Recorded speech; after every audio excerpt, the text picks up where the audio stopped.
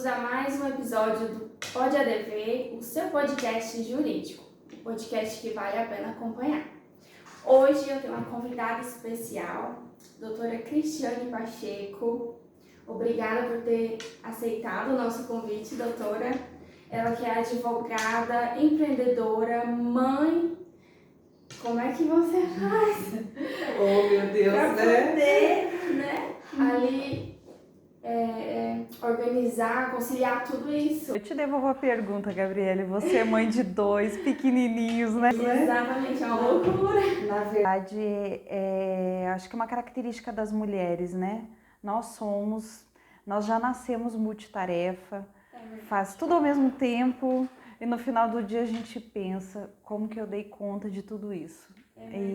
E eu canso de deitar e dizer, meu Deus, eu fiz tudo isso hoje desse jeito.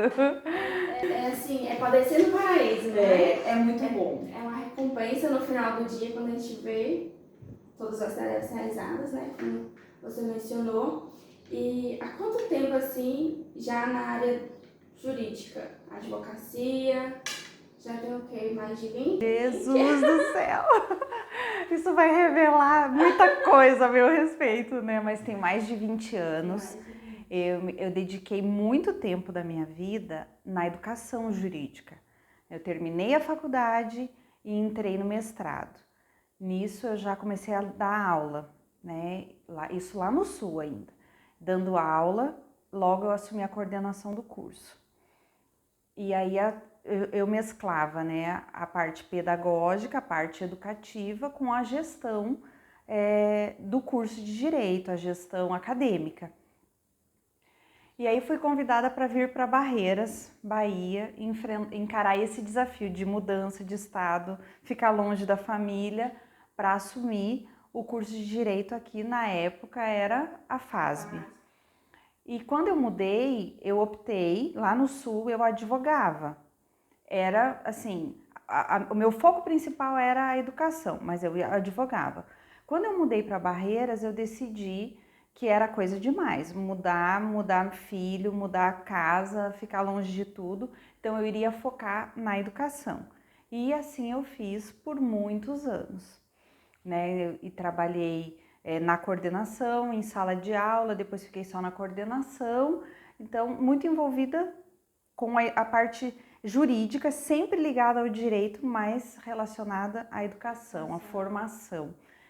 E no ano de 2019, eu resolvi que estava na hora, minhas filhas já estavam maiores, a minha filha pequena, né, já estava maior. Eu falei, não, agora eu preciso sair dessa zona de conforto e encarar uma novidade.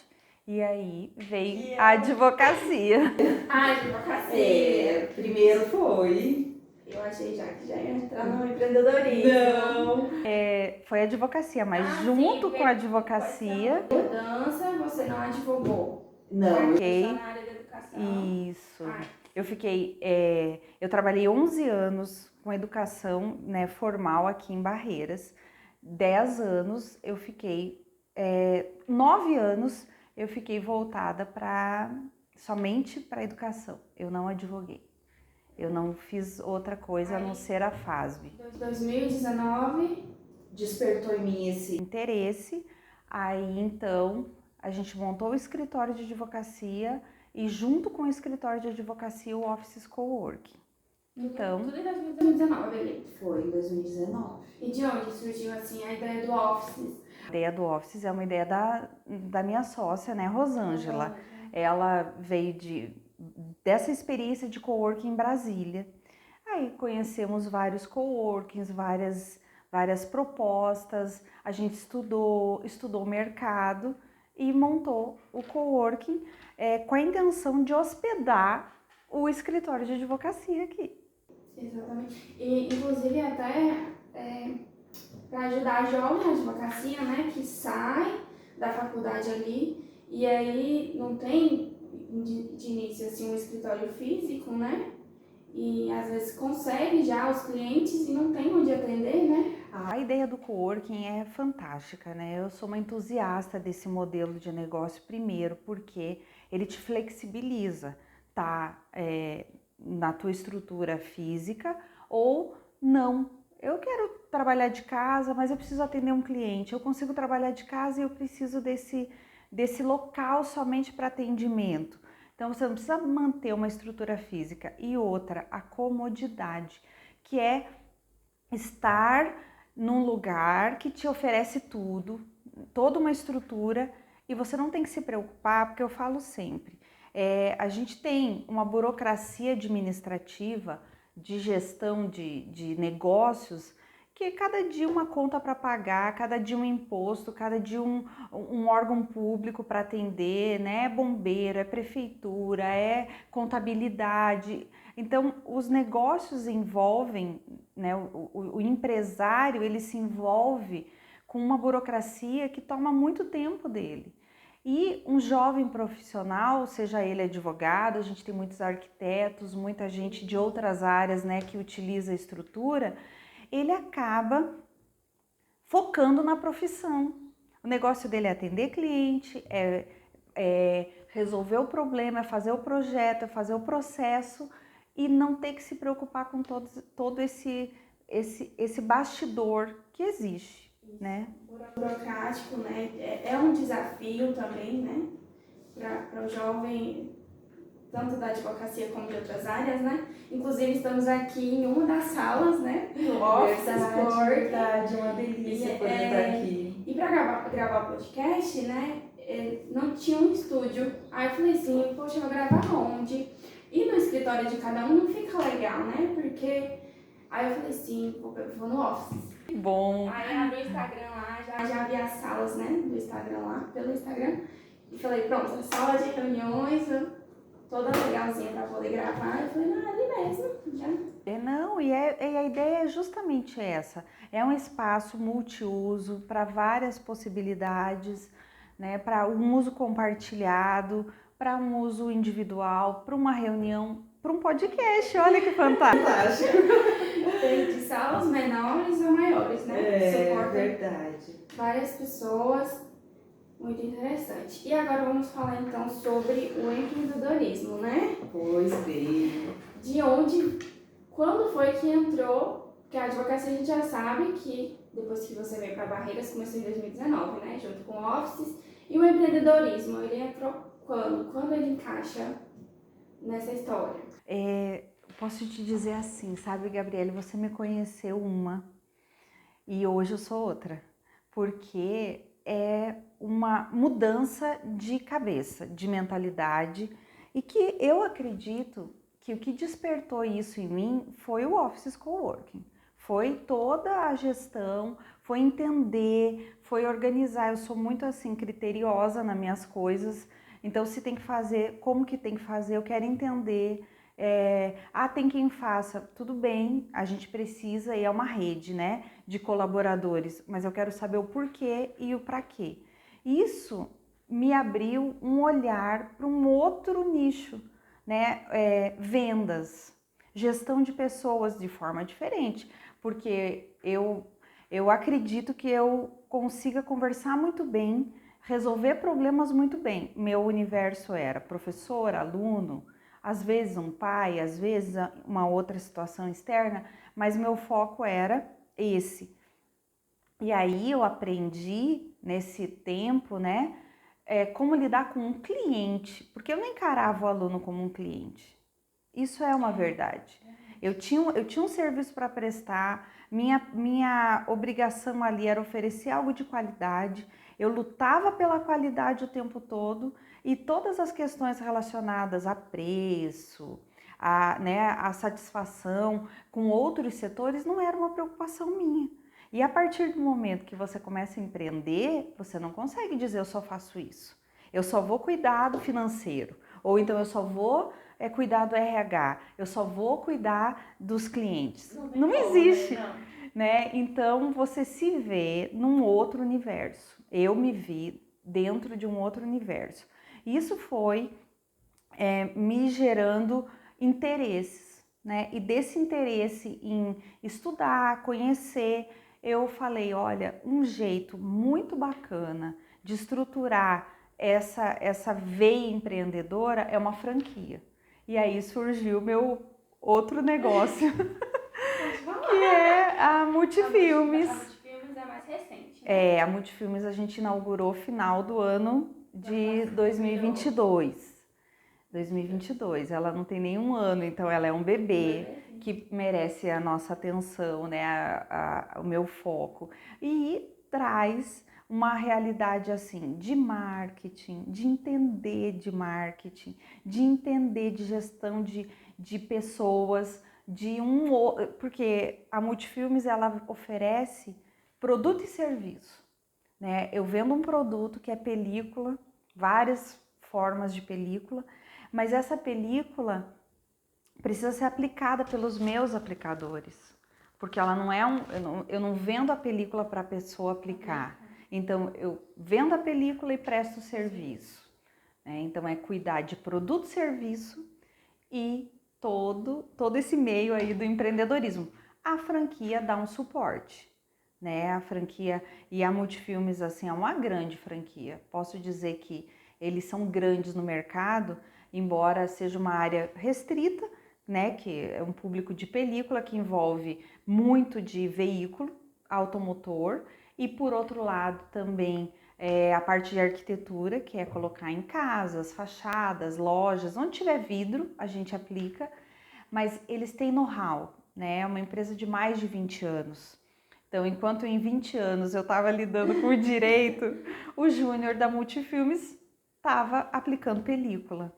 Sim, então assim você saiu ali de uma zona de conforto e deu assim uma guinada, né? Foi um salto. É uma mudança. E isso requer muito estudo, né? Não tem como. Você tem que mergulhar ali no universo. A gente vive um mundo hoje que não dá mais para ser amador.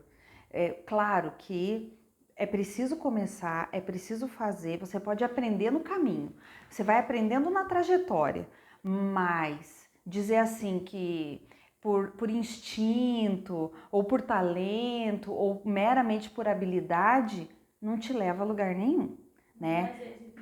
Eu percebo assim, tô só caminhando, eu tô só gatinhando, eu tô começando, né? É um novo mundo.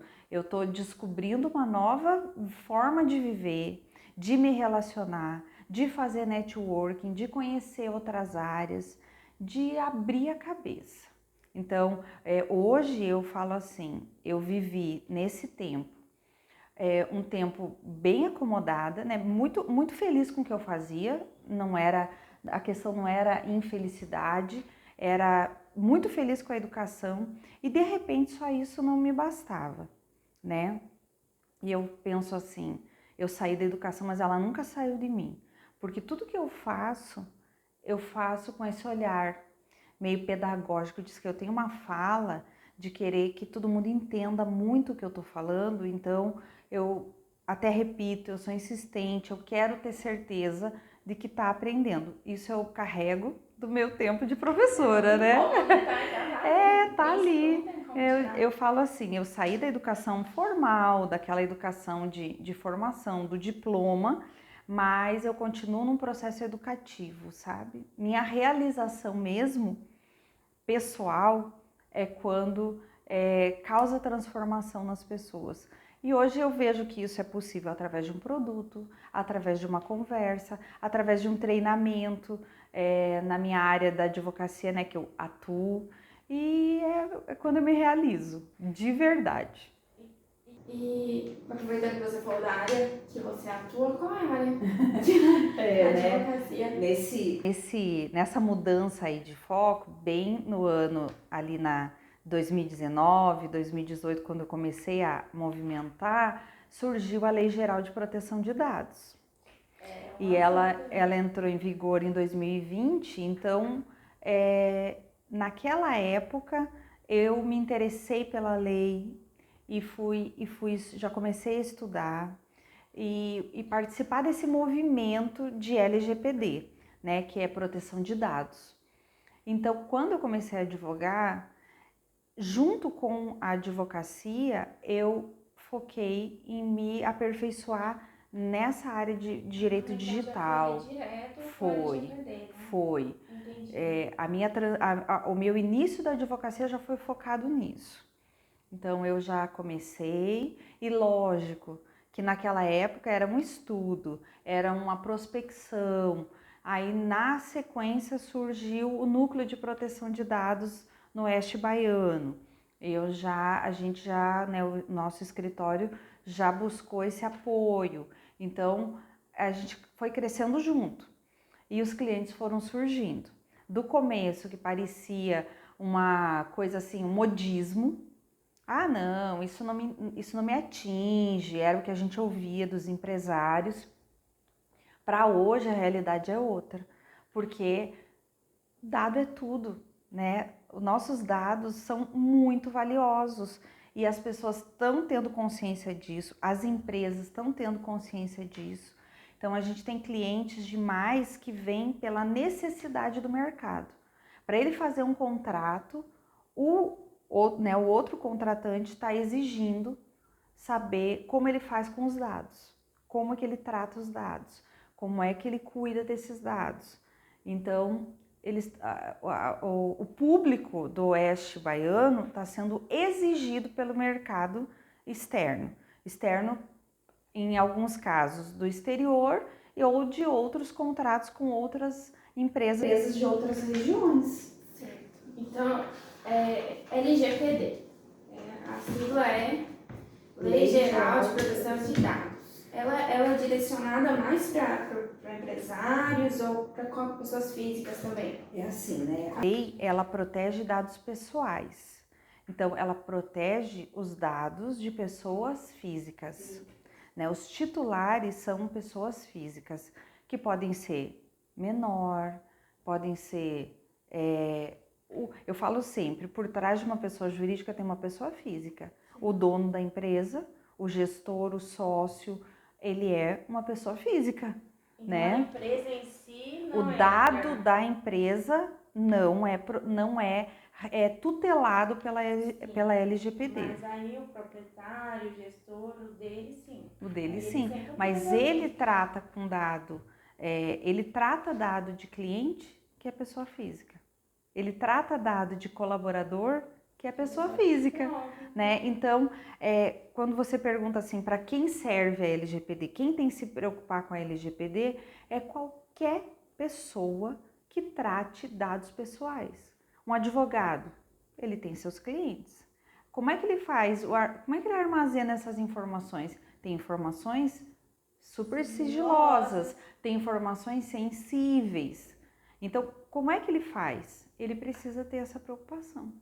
Se esse dado vazar do escritório dele, ele pode ter problema com a LGPD, né? E os hackers, do mesmo jeito que existe um mercado crescente com profissionais atuando para proteger dados, existe um grande mercado que atua no submundo disso, que são os hackers, os crackers que querem vazar informação, lucrar em cima desse vazamento.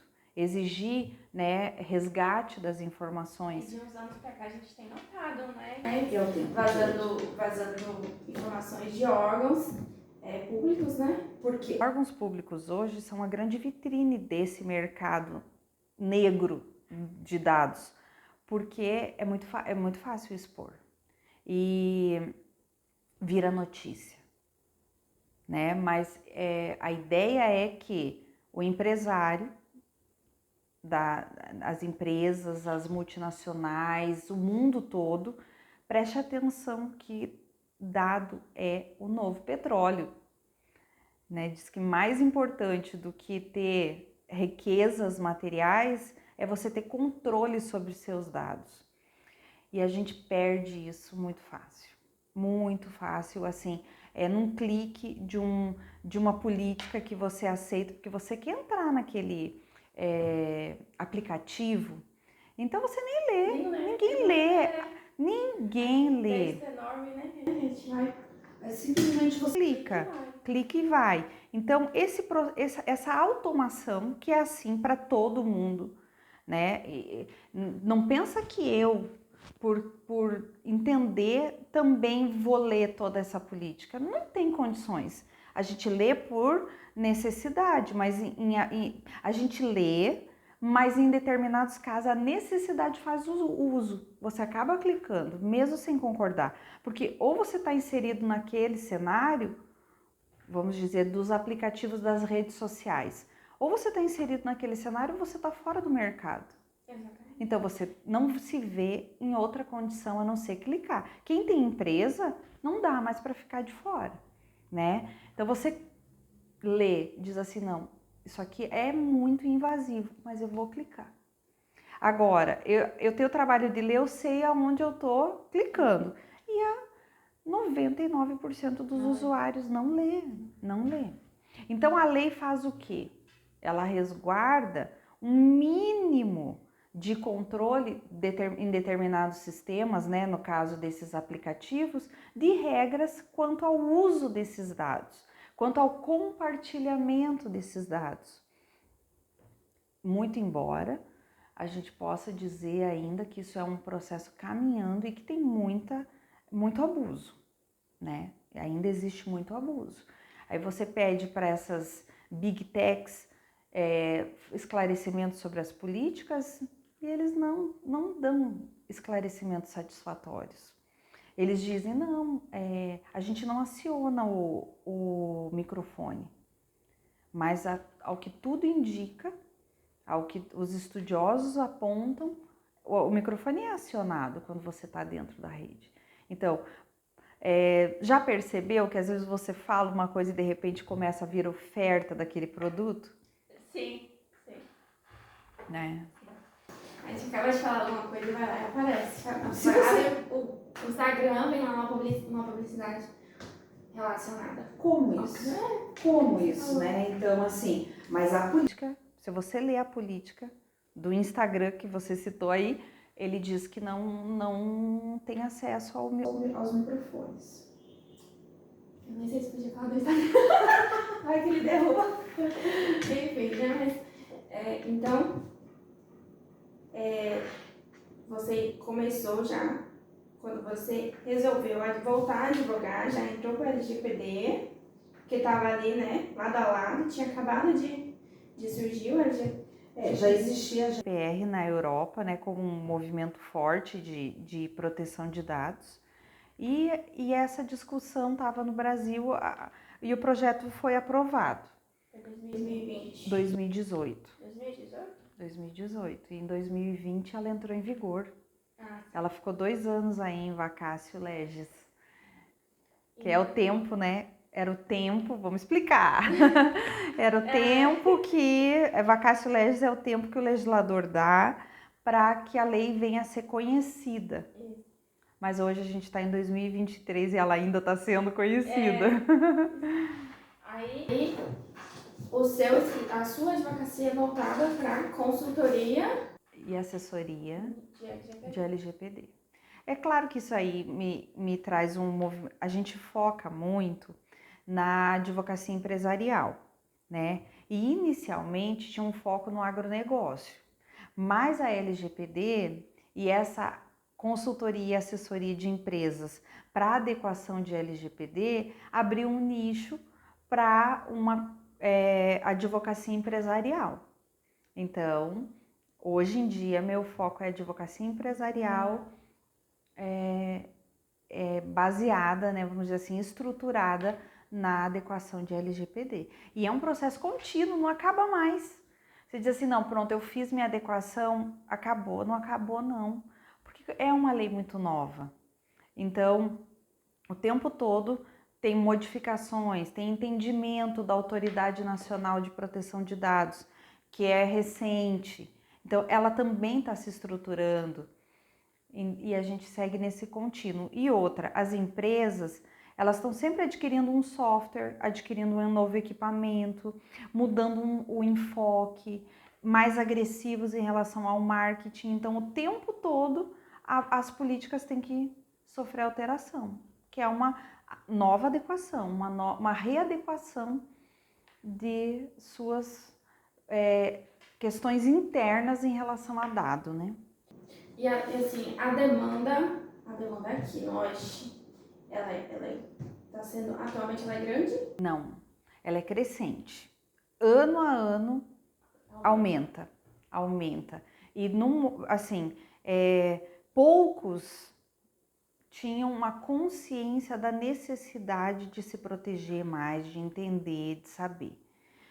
Muitos foram obrigados pelo mercado e muitos outros serão. E logo, logo a gente vai ver as multas administrativas, que são multas altíssimas, né? Chegando a 50 milhões por infração. Então, nesse meio se fala assim, quem vai ser a primeira a ser multada, a sofrer uma multa administrativa? Porque aí eu exemplifico, é como se fosse um IBAMA. Não existem as multas por dano ambiental, por alguma, né, por desrespeito à legislação ambiental. O IBAMA é um órgão administrativo que aplica multa. A Autoridade Nacional de Proteção de Dados é um órgão administrativo que também vai ter essa prerrogativa. E isso já está regulamentado, isso já está na lei. A questão é que como fazer, como fiscalizar, como exercer essa cobrança, né? Esse processo, como ela é muito nova, ela é uma criação muito recente, que vem de 2020 para cá, as multas elas entraram em vigor só em 2021, então a autoridade ainda está se organizando, mas os regulamentos já saíram, a definição de pequenas empresas, de MEI já saiu e logo, logo a primeira multa administrativa vai surgir. Quem será o primeiro? Quem será o primeiro, né? Empresas de telefonia, algum órgão público. Eu aposto numa grande, sabe? Numa empresa grande. Não vai ser um pequeno, não vai ser uma empresa regional, mas qual será? Banco? Né? Façam suas apostas. E tá, vamos lá. Vários assuntos aqui, tipo, meia hora eu acho que não é suficiente, né? A gente limitou o tempo aqui, mas com ela aqui o assunto, ó. Vamos lá. Tem algum programa de empreendedorismo que você faz parte? Eu faço essa minha veia empreendedora, ela me abriu duas conquistas em 2022. Eu entrei para a rede de amigas empreendedoras, né? E ali eu conheci mulheres de negócios em Barreiras, grandes empresárias. E a cada momento que eu tô com essas amigas empreendedoras é um aprendizado, né? Porque tem grandes empresárias de anos de empresa que viveram crises econômicas, mundiais, a pandemia, né? Tudo isso mexeu muito com o mercado. Então eu aprendo muito com elas. A cada vez que eu tô com elas, com alguma delas, é um grande aprendizado. Para mim é uma escola. Amigas empreendedoras. E a outra, você disse que teve duas conquistas. Isso. E as amigas empreendedoras me levou a ser diretora jurídica da ACEB, que é a Associação Comercial de Barreiras. Então, muito se fala aqui em Barreiras da CDL, mas a ACEB é um braço para o comércio, para a indústria, para o agro, para profissional liberal, muito grande. E a gente trabalha hoje dentro da sede da CDL, né, com a ACEB, para criar uma casa, um núcleo forte que envolva todas as entidades de fomento ao empresário, que auxiliem o empresário com bons produtos, com bons serviços. Então, há essa estruturação. E como diretora, hoje eu tenho um envolvimento, né, com outros nichos de empresas e é uma verdadeira escola, porque Você diz assim, mas o que tem a ver a Multifilmes com isso?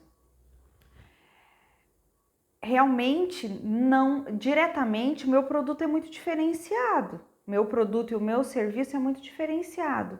Mas produto e serviço é produto e serviço, né? Então, eu aprendo muito. E é uma grande responsabilidade, né? A gente tem um grande propósito ali. E eu sou assim. Se eu digo que vou, eu vou com vontade. É para aprender, é para fazer. Qual é o que me foi delegado? O que me foi delegado? Se eu disser que sim, é porque eu vou me envolver de verdade. Se eu disser nesse momento eu não posso, é porque realmente eu não faço de qualquer jeito, sabe? Eu não gosto de dizer que vou e não vou. Se eu tenho um compromisso, eu tenho um compromisso. Então, essa sou eu sou assim. Eu quero aprender, eu vou lá e vou me dedicar, vou aprender. É fácil? Não é. Não é, né? Por exemplo, hoje em dia, eu estou muito focada em aprender e entender de marketing. A franquia, ela tem uma estrutura, ela me dá um suporte, mas eu quero entender melhor, eu quero saber mais. Então, eu estou estudando, né? E tenho que achar um tempinho nesse meu dia, né, para estudar marketing, principalmente marketing digital. Então vamos lá. Diretora da SEB. A SEB, advogada do escritório e voltada para LGBT. Tem a Multifilmes, o Office Work e tem a família também, né? Como é que você faz assim para poder... As filhas já estão grandes, né? A pequena já está maior. Maiorzinha, né? Mas tem Maiorzinha. só 7 aninhos. 7 anos. Então requer também toda uma atenção, né? Filhos consomem bastante o nosso tempo, né? Assim, a verdade mesmo é que de tudo, eu sempre falo. Eu sou essa empresária, eu sou a diretora da SEB, eu sou advogada, eu estou estudando, mas eu sou mãe. Eu sou mãe e não posso falhar nessa minha missão. Mãe é uma eterna culpada, eu sou das mães culpadas. Eu sempre acho que eu poderia dar mais, que eu teria que ter mais paciência, que eu teria que ter mais tempo de qualidade, sempre acho isso. Mas eu aprendi ao longo da jornada que é melhor 15 minutos de tempo de qualidade do que eu ficar o dia inteiro dedicada sem estar exatamente ali, sabe? E a pandemia, minha filha menor alfabetizando, não foi fácil. Ela precisou de ajuda, ela precisou de suporte, eu precisei abdicar de momentos, de negócios. Escola, né? Ela estava na pré-escola ainda, naquela pré-alfabetização, bem no ano da pandemia. Aí no ano seguinte, as aulas retornaram. Começou no lockdown, ali sem aula, mas as aulas retornaram. Esse retorno foi muito difícil para as crianças. Elas queriam só brincar na escola. Então, assim, lógico, não foi só a minha filha que teve dificuldade. Era o momento da escola com dificuldade. Mas eu entendi que naquela hora, se eu não desse uma parada e focar nessa necessidade dela, isso poderia trazer uma consequência muito grande futura, né? Então, foi um tempo que eu fiquei em casa, fazendo atividade. Sentava. Mamãe vai ajudar. E aí ela chorava muito. Eu falei, então, sozinha não tô dando conta. Eu dizia, gente, eu sempre trabalhei com educação, mas nunca com educação de criança e muito menos alfabetização. Será que eu não tô sabendo lidar? Será que eu sou dura demais? Entrei num conflito, assim, de maternidade. Falei, eu preciso uma ajuda. Procurei uma psicóloga. Cheguei e disse para ela, eu não quero minha filha dependente de psicólogo, eu quero ela autônoma, é tudo que eu quero. Eu crio minhas filhas para serem autônomas, para o mundo. Então, eu quero um período, um apoio, como fazer, aonde focar, porque assim, a gente começava a ler e ela, na primeira travada, ela começava a chorar. Ela se cobrava demais, não saber, ela é muito exigente com ela, um toquinho de gente sofrendo com isso. Então aí ela começava a chorar e eu não sabia se eu forçava, se eu parava, se era hora de deixar. Aí eu voltava à noite, ela já estava muito cansada. Então eu falei, não, como que faz? Qual é o time? E rapidinho, sabe? Em um mês ela destravou a leitura. Com menos de 2 meses ela deu alta da psicóloga naquele momento, né? E valorizo demais esse apoio, sabe? A gente quer fazer tudo sozinha. Mas tem situações assim que a gente não sabe lidar, né? Exato. É um constante aprendizado, né? Porque é um ser humano. A escola me dizia, não tem necessidade. Ela tá igual aos outros, igual a grande maioria, né? Haviam alguns que liam, que tinham conseguido, uma grande maioria que não conseguia. E a escola disse, não, a gente está acompanhando e está tudo certo, você não precisa se preocupar. Mas eu me preocupei, não vou negar. O coração de mãe Eu me preocupei, eu percebi assim o tamanho do desafio que ela estava enfrentando. Ela é muito perfeccionista, um defeito, né? Porque a gente diz, meu maior defeito, minha maior qualidade também é meu maior defeito. Ela percebia que não estava acompanhando. E aí isso incomodava, mexia com ela. Eu falei, ela precisa entender que ela não precisa ser boa em tudo. Foi-se o tempo, né?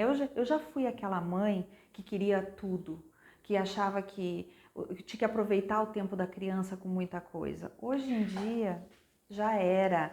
Eu quero minha filha criança, que brinque, que tenha memórias, que ponha a mão na terra, porque vai chegar uma hora que ela vai estar cheia de compromissos naturalmente, né? Eu acho que ter que fazer tudo para ser um gênio, para ser brilhante, não vai garantir nada, né? Hoje em dia, meu foco mesmo, até nos negócios, é as habilidades. Defeito todo mundo tem, não adianta. Então, assim, é algo que eu não consiga trabalhar, que realmente fere com os princípios do meu negócio, com os meus valores, não serve para trabalhar comigo. Agora, pequenos defeitos, a gente tenta corrigir e foca na habilidade, no que você realmente é bom. É isso que me importa. E naquilo que é bom tem que melhorar, porque é uma constante evolução, né? Então, sou muito mais dos valores do que de qualquer outra coisa. Eu acredito que o mundo vai ser assim. Porque hoje em dia, um chat GPT faz muita coisa. Diz que a advocacia é uma profissão das categorizadas em extinção. Esse advogado que a gente conhece não vai mais precisar. Então, para que vai servir esse profissional? É nessas habilidades, né, nas soft skills que estão a diferença. É esse profissional que vai fazer diferença. Então eu quero que minhas filhas tenham essas habilidades, sabe? Mudei como mãe. E não, mudou completamente, né? Realmente é uma outra Cristiane. Eu era coordenadora do curso, eu queria demais que os alunos aprendessem. E meu discurso era sempre esse, não, você não tem pressa, não tem que se formar em 5 anos. Se você não chegou lá, fica, faz de novo.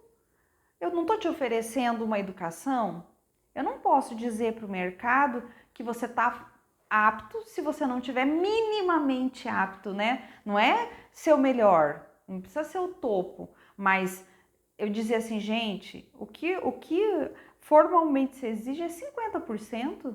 Se você não tiver 50% de aprendizado, faz de novo que é melhor, porque senão é um estelionato. Eu finjo que ensino, você finge que aprende, chega lá na frente, não consegue fazer nada com aquilo e vai dizer, a culpa é minha faculdade que não foi boa.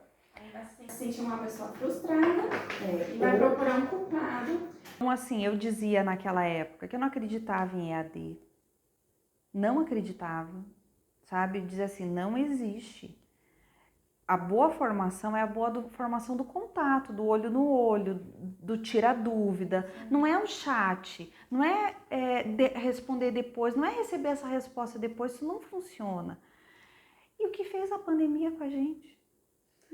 Obrigou todo mundo a se reinventar. Eu estava começando uma pós-graduação, eu tive uma aula presencial, porque para mim tinha que ser presencial.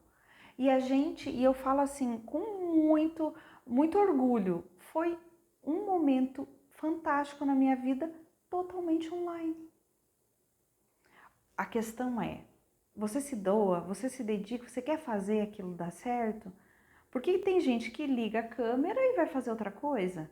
Exatamente. Né? Então, se você quiser ficar ali, aprende-se demais, demais. E esse olhar meio generalista também é uma coisa que mudou muito em mim. Eu sei que a gente precisa saber um pouquinho de tudo, mas você não vai conseguir ser bom em tudo, então foca em alguma coisa. Se propõe a fazer aquilo. Hoje eu digo para os meus clientes, não adianta dizer, eu vou contratar um advogado, né, para uma assessoria empresarial, mas tem que fazer de tudo. Não, eu posso te orientar de tudo, porque orientação eu consigo dizer, olha, em relação a direito do trabalho, é uma área que eu não gosto, nunca me identifiquei, nunca foi para mim, nem na faculdade. Então, assim, eu sei o básico do básico. Se o meu cliente tiver um problema trabalhista, eu consigo dar uma orientação básica, sim. Agora, eu vou colocar a mão nisso, minha dedicação, meu tempo, que já é escasso, para ir fazer uma defesa, um acompanhamento processual e me envolver nesse processo? Não. Desgaste desnecessário. Não, né? Então, assim, são mudanças que a vida, a maturidade, né? E a necessidade faz as coisas acontecerem. A pandemia fez a gente se ressignificar. E quem não se ressignificou ali, e o mercado só vem piorando ou melhorando, porque as facilidades estão aí, o direito está completamente digital. Né? Essa advocacia que eu me formei, que você se formou, ela já é outra. Então, quem quiser acompanhar, que acompanhe. Eu falo assim, eu vi na época, eu estava lá no Sul ainda, quando instalaram um projeto piloto no Tribunal Regional Federal da 4ª Região, chamava EPROC, que era um processo virtual. Funcionava, eu vivenciei isso dentro do núcleo de prática jurídica.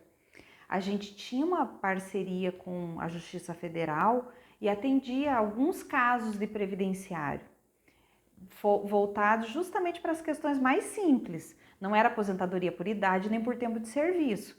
Eram um LOAS, um auxílio doença, um auxílio acidente, fazia isso. Auxílio maternidade. E esses processos foram jogados para o virtual, para o tal do EPROC, que até hoje existe o EPROC.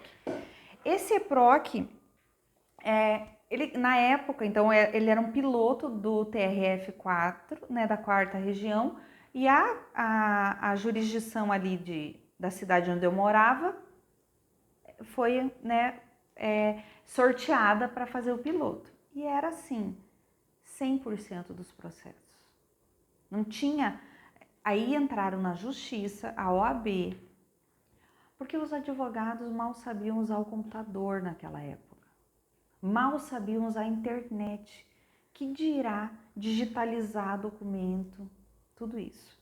Então entraram na justiça para que a justiça recebesse protocolo físico e virtual. Mas aquilo ali foi o protótipo, vamos dizer, na minha vida, do processo digital, que hoje está em todos os tribunais. Funciona muito ruim, muito precário, Poxa, por que que não, eu falo assim, por que que não cria um sistema unificado? Gente, a informática dá esse recurso, dá essa possibilidade.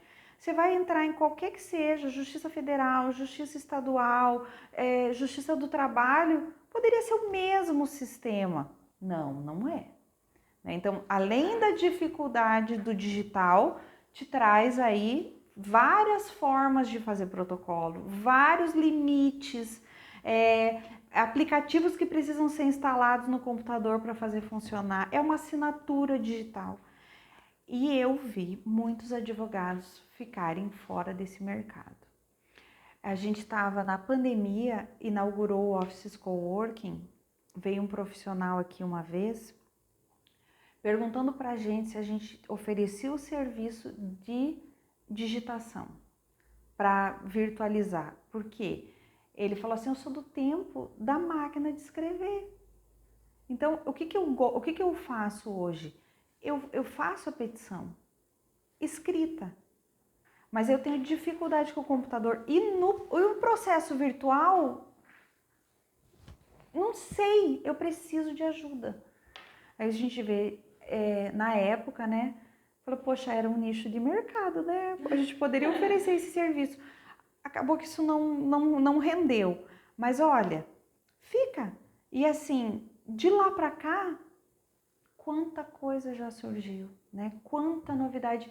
Eu falo assim, gente, quando eu fazia faculdade, a internet era ainda uma coisa muito nova. E era aquela internet de escada, que caía o tempo todo. Então, não tinha muita informação na internet. E a gente fazia pesquisa de jurisprudência nos livros, na biblioteca. Tinha que contratar a assinatura da RT, que era física. Aí todo mês eles mandavam as atualizações, né? Vinha o dicionário e uma edição, ou a cada 3 meses, depende, a revista dos tribunais, tinha a forense, e você tinha que ficar pegando aqueles índices, só de índice, às vezes assim, eram 20 volumes, e procurar um por um o tema que você queria, indexando. Hoje em dia basta um clique, né?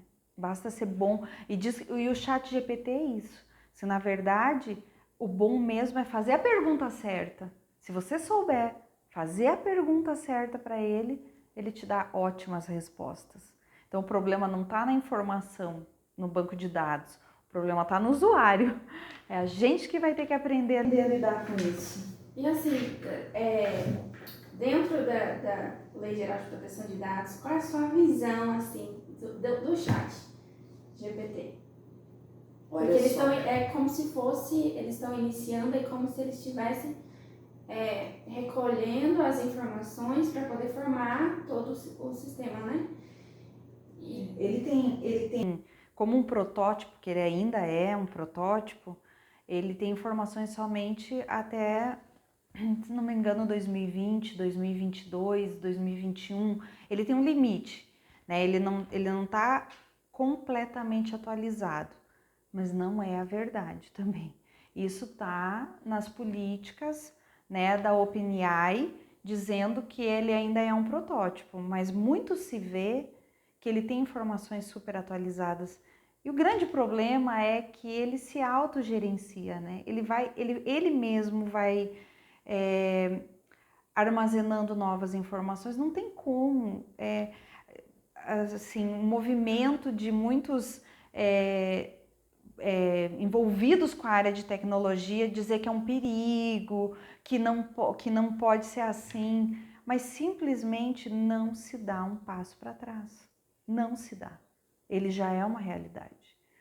A gente não tem como dizer volta para trás, cancela, porque cancela um projeto oficial, cancela algo que está lá registrado, como se fosse aqui no Brasil um CNPJ, mas você não cancela um gênio da informática no porão de uma casa construindo sua própria inteligência artificial.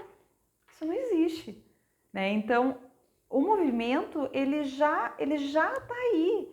E é 5 anos em um, 10, daqui a pouco é um ano em um mês. Então, a velocidade do acesso à informação vai mudar a escola. Porque assim, hoje em dia, até hoje, exige um conhecimento para que passe no vestibular. E eu pergunto, para que isso? No futuro, essa informação, essa conta matemática, esse cálculo avançadíssimo de um projeto de engenharia para construir um duto embaixo do oceano, o ChatGPT vai fazer com precisão. A inteligência artificial vai fazer cirurgia com muito mais precisão do que qualquer mão humana possa. Então, aonde o ser humano vai estar nesse processo? Eu não acho que a máquina vai tomar conta, não é uma coisa assim, exterminador do futuro, não. Mas o ressignificar, com certeza. A função dele como um intérprete, como aquele que limita, não, isso aqui exagerou, tá demais, né? O problema do ChatGPT com direitos autorais já é uma realidade. Fizeram uma publicação num artigo científico. Você viu isso? Eu vi um advogado que fez uma petição, o ChatGPT fez uma petição para ele e ele foi... Você viu que o ChatGPT passou na OAB? Eles fizeram esse teste? Não. Na primeira tentativa, ele acertou 38 questões. Na segunda tentativa, ele passou. Então, assim, tudo é uma questão de aperfeiçoamento, né? E ele se auto-aperfeiçoa.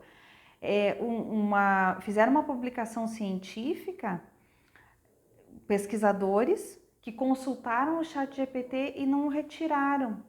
Isso foi criticadíssimo no meio científico, né? Porque numa revista importante, fora do Brasil. Mas o que isso mostra? Que qualquer um vai validar, sabe? Ele fez a pesquisa, aí ele vai validar se existe alguma outra no mundo fazendo, como é que tá, o que tá dizendo. Então você não tem que pegar aquela informação do ChatGPT como verdade absoluta, mas ela vai servir como um ponto de partida. O advogado vai fazer a petição no ChatGPT. Será que vai precisar do advogado fazer a petição? Ou basta um servidor lá num órgão virtual de justiça que diga, a situação é essa, eu tive esse problema, ficou tantos meses sem receber, tem essa e essa testemunha e pronto. E o computador decida com muito mais impessoalidade, com muito mais imparcialidade do que qualquer juiz possa. Vai ser bom? Eu não sei. Quem viver verá, né? Se a gente for parar pra pensar, dá uma reflexão tanto, né? Uma reflexão profunda sobre isso aí. Não tem nada do futuro. Deus o livre, né? Talvez a gente não veja isso, mas nossos filhos, as gerações futuras já são diferentes. É impressionante. É impressionante, os bebês já nascem com o dedinho ali, ó. Sim. Né? Basta ter contato com a tela que eles já sabem qual é o botão. Isso é muito intuitivo, isso tá na mente deles já, né? A gente é uma geração, eu ainda mais, você menos, você já é mais tecnológica que eu. Nossos filhos já. Né? Esses dias eu estava numa palestra de marketing e ele estava dizendo, olha, as nossas gerações é uma geração que ainda tem um receio de clicar na internet para comprar, ainda vai ver se aquilo procede, fica meio receoso de colocar o seu cartão de crédito. Você acha que nossos filhos vão ter algum receio de fazer tudo pela internet? Não vão. Ontem minha amiga mandou me mandou um áudio assim, amiga, você tem que fazer tal coisa, gravar um áudio assim e pede pra Ana te ajudar, porque eu pedi pro meu filho. eu tava com meu marido, a gente ouvindo, a gente morreu de rir, sabe? Ela disse assim, olha, eu não consegui fazer E o Theo me ajudou. Então peça ajuda para Ana. Eu falei, meu Deus, olha, eles sabem mais que a gente. Eles sabem mais nisso, né? Então, é nessa que eu falo. Os valores são a chave do futuro. O futuro da humanidade está na construção de bons valores, de pessoas sérias, de pessoas éticas, de pessoas que respeitem o próximo, né? Ser simpático, ser agradável, se colocar no lugar do outro, saber conversar, vai valer mais do que ser inteligente.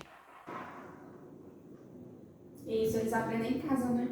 Só a gente. Viu? Porque a rede que eles estão inseridos, ela funciona. Mas você não consegue blindar teus filhos de contato com uma criança mal educada, com uma criança rebelde, com alguém que vai oferecer coisas para eles que... Como é que ele vai dizer não na hora que ele tiver ali uma oferta de algo ilícito, né? Uma droga mesmo.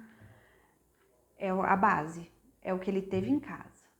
É a formação, é ele lembrar da mãe naquela hora, do pai, ele ter medo de se envolver com aquilo, porque aquilo foi falado, essa experiência foi trazida para dentro de casa e discutida com seriedade. Então, a escola vai fazer isso? Nunca tão bem, mesmo que tente e mesmo que seja um apoio, porque somos uma rede, né? Sim. Deus me livre ter que viver isolado. Então, a gente usa tudo isso a favor de construir bons seres humanos. É verdade. Então, vamos finalizando aqui, né? Porque, apesar do papo estar muito bom, muito gostoso, já está dando o nosso horário, né? E nossa querida Cristiane também tem os outros compromissos, né? Mas... Mais uma vez, muito obrigada por ter aceitado o convite, sabe? Eu tô até feliz porque eu não esperava, assim, porque de primeira, todos os entrevistados, assim, se disponibilizaram, assim, me empolgou muito mais ainda com a minha ideia, sabe? Eu quero te dar os parabéns pela iniciativa.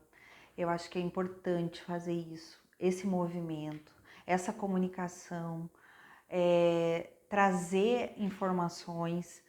E eu sempre, olha, pode contar comigo quantas vezes você quiser. Claro que a gente não pode ficar o cliente de toda semana, mas de tempos em tempos você pode contar comigo, porque eu adoro, é o que me realiza.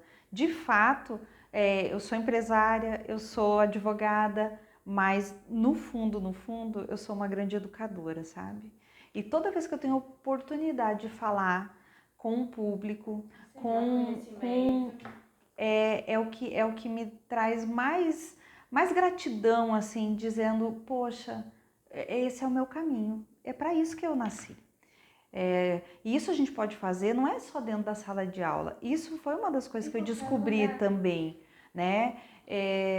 Lá na escola das minhas filhas, é possível que eu colabore com o que eu sei, no trabalho, com os funcionários, e as redes sociais dão uma dimensão muito maior, né? Porque a partir do momento que está lá publicado, hoje 2 viram, amanhã são 10, depois de amanhã são 50, daqui a pouco são milhares, né? Que vão ter a oportunidade de te ouvir, de ter acesso, de repensar, de ver assim, poxa, LGPD tem tudo a ver comigo. Eu vou mudar, eu vou estudar isso também. Ninguém aprende isso na faculdade. Ainda, né? Valeu, Foi obrigada. muito bom, viu? Muito obrigada. E fica aberto também, depois combinaremos outros temas, novas datas, viu? Fica aberto o convite. E eu te agradeço, viu? Obrigadão, até mais.